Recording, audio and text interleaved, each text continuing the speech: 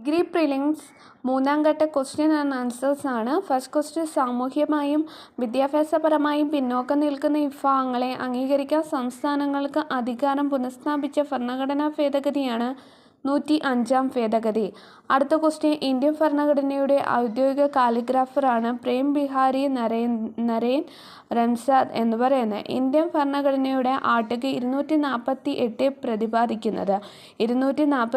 പ്രതിപാദിക്കുന്നത് കൺകറന്റ് ലിസ്റ്റിലോ സംസ്ഥാന ലിസ്റ്റിലോ ഉൾപ്പെട്ടിട്ടില്ലാത്ത ഏതെങ്കിലും വിഷയവുമായി ബന്ധപ്പെട്ട് ഏതെങ്കിലും നിയമം നിർമ്മിക്കുവാനുള്ള കേന്ദ്ര ഗവൺമെൻറ്റിൻ്റെ അധികാരമാണ് ആർട്ടിക്കിൾ 248.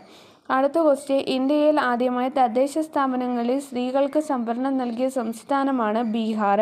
ഇന്ത്യയിൽ ആദ്യമായി തദ്ദേശ സ്ഥാപനങ്ങളിൽ സ്ത്രീകൾക്ക് 50% സംവരണം നൽകിയ സംസ്ഥാനമാണ് ബീഹാർ.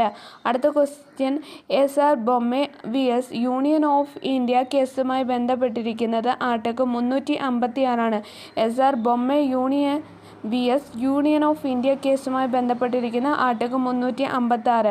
ഇന്ത്യയുടെ 12ാം പഞ്ചവത്സര പദ്ധതിയുടെ പ്രധാന ആശയം താഴെ പറയുന്നവയിൽ ഏതാണ്? ആൻസർ വേഗതയേറിയതും കൂടുതൽ ഉൾക്കൊള്ളുന്നതും സുസ്ഥിരവുമായ വളർച്ചയാണ് 12ാം പഞ്ചവത്സര പദ്ധതിയിൽ വരുന്നത്. അപ്പോൾ ഒന്നും കൂടെ, സാമൂഹ്യമായും വിദ്യാഭ്യാസപരമായും പിന്നോക്കം നിൽക്കുന്ന വിഭാഗങ്ങളെ അംഗീകരിക്കാൻ സംസ്ഥാനങ്ങൾക്ക് അധികാരം സ്ഥാപിച്ച ഭരണഘടനാ ഭേദഗതി 105. ഇന്ത്യൻ ഭരണഘടനയുടെ ഔദ്യോഗിക കാലിഗ്രാഫറാണ് പ്രേം ബിഹാരി നരേൻ റംസാദ്.